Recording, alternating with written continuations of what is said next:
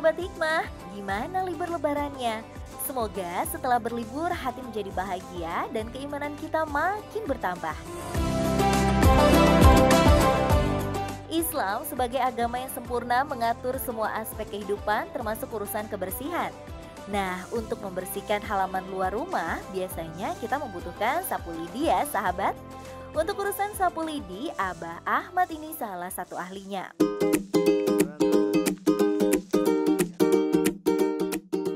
Abah Ahmad adalah pembuat sekaligus penjual sapu lidi.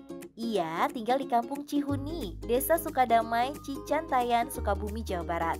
Pagi hari, Abah sudah berangkat berjualan. Ditemani tongkat setianya, ia berkeliling menjajakan sapu lidi dari kampung ke kampung berkilometer jaraknya, dengan kontur jalan yang cukup sulit. Oh itu kok tahu. Wah, Cantayan. boleh. Mang. Cantayan. Oh, Cantayan muter kayak itu. Mutar. Dilihat di eta di Cikareo langsung itu Cikareo. Cikareo. Tempat hayam. Lo bangga kali balik. Masih kena kuat. Pada itu tempat tu macam tak kuatan dengan kalau tu lah betul tahu je minta ka anu ka masak je. Sabuna ya. Selain sapu lidi, Abah Ahmad juga terkadang membawa buah-buahan untuk dijual. Hari ini Abah membawa beberapa buah manggis untuk dijual. Desa Sukadamai memang dikenal dengan buah manggis kualitas ekspor. Namun semenjak wabah COVID-19 merebak, pohon-pohon manggis qadarullah juga enggan berbuah. Di usianya yang sudah 80 tahun, Abah Ahmad masih tetap berusaha memenuhi kewajibannya sebagai suami, mencari nafkah untuk keluarganya. Usia tua dan penyakit hernia yang dideritanya membuat langkah Abah agak tertatih. Dalam sehari, berjualan Abah hanya membawa 10 sapu lidi paling banyak. Kalau lebih dari itu, bebannya terlalu berat untuk Abah bawa. Setelah beberapa waktu, alhamdulillah ada yang membeli sapu Abah Ahmad. Satu buah sapu lidi bikinan Abah dihargai Rp10.000. Sebuah harga yang murah, mengingat proses membuatnya yang lumayan susah. Udah langganan aja beli sapu dari beliau. Bagus, nggak rapuh. Jadi dipakai tuh bagus lah, nggak gancang rusak gitu. Setelah berjalan cukup jauh, waktunya Abah untuk beristirahat. Duduk sebentar melepas lelah di bawah naungan rindang pepohonan. Alhamdulillah, saat istirahat ada orang yang membeli sapu lidi bikinan Abah Ahmad. Dari pagi sampai sore berjualan, andai semua sapunya laku, Abah bisa membawa uang Rp100.000. Hari ini Allah takdirkan hanya 2 sapu lidi yang laku. Artinya Abah membawa pulang uang Rp20.000. Namun Abah selalu bersyukur berapapun rezeki yang Allah berikan untuknya. Ayah nu paling oge hiji dua we. Oh, sok nyisana. Eta mah eta mah. Dietakeun dimurahkeun kitu dah. Saat berdagang, Abah Ahmad tak pernah lupa melaksanakan kewajiban sholat 5 waktu. Menyempatkan diri menuju masjid untuk beribadah kepada Allah Subhanahu wa Ta'ala. Tak lupa, doa-doa indah senantiasa terlantunkan untuk diri dan juga keluarga.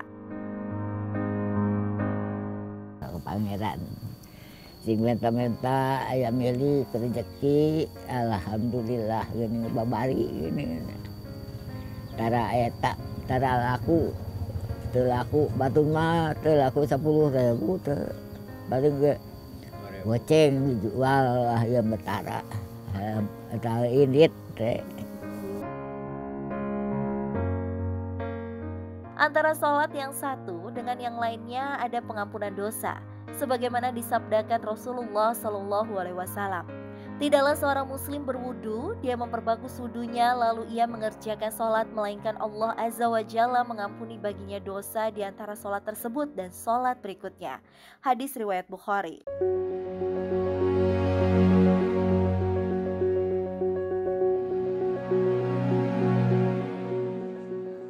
Abah tidak berjualan setiap hari. Ada hari di mana ia harus membuat sapu-sapu yang akan dijual. Seperti saat ini, Abah ditemani Irfan, anak angkatnya mencari pelepah kelapa di kebun. Abah Ahmad dan Emak Engkom memang Allah takdirkan tidak memiliki keturunan.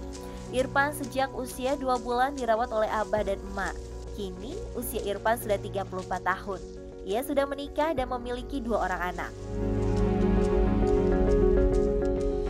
Untuk memudahkan, Abah Ahmad mengambil pelepah kelapa yang sudah jatuh dan kering. Dengan menggunakan golok, daun-daun kelapa kering Abah rontokkan dari pelepahnya. Sementara Irfan bertugas mengumpulkan daun-daun kelapanya.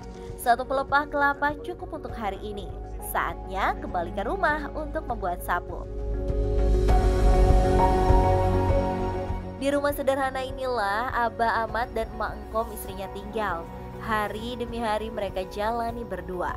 Karena Irfan sudah memiliki rumah sendiri tidak jauh dari rumah Abah. Gitu. Pendengaran Abah Ahmad yang sudah sangat kurang membuat Emak Engkom harus bersuara kencang saat berkomunikasi dengan Abah. Namun hal ini tak pernah menyurutkan cinta Emak Engkom ke Abah Ahmad dalam kondisi apapun. Cinta we mendakarunya. Tos tak aya saderekan. Tak aya inung bapaan, ayo ge sami inung bapak mah tak aya.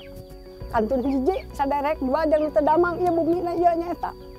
Ieu teh nyicingan bumi nu teu damang, ieu mah teu gaduh nya teu gaduh bumi.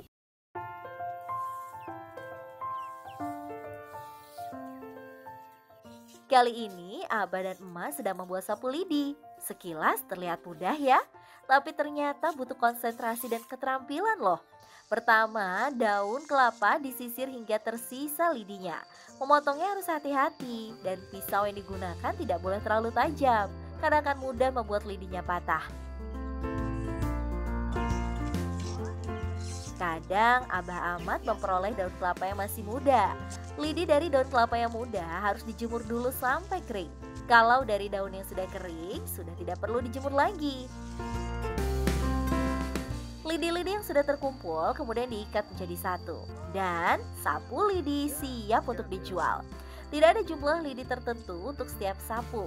Patokannya hanya genggaman tangan saja. Kalau dikerjakan berdua, Abah dan Emak bisa membuat 2 buah sapu lidi dalam sehari. Menyoal tentang sapu, ternyata ada kisah menarik loh di zaman Rasulullah sahabat.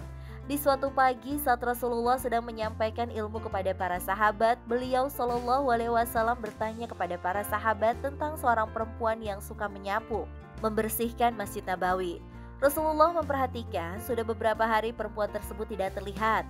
Kemudian sahabat berkata bahwa perempuan tadi sudah meninggal beberapa hari lalu dan sudah dikuburkan. Saat itu Rasulullah agak marah dan kecewa karena tidak dikabari tentang meninggalnya perempuan hitam yang suka menyapu Masjid Nabawi. Rasulullah Shallallahu Alaihi Wasallam kemudian minta diantar ke makam perempuan tersebut. Di sana beliau kemudian sholat di sisi makam. Masya Allah, betapa Rasulullah sangat perhatian kepada para sahabatnya apapun profesi mereka.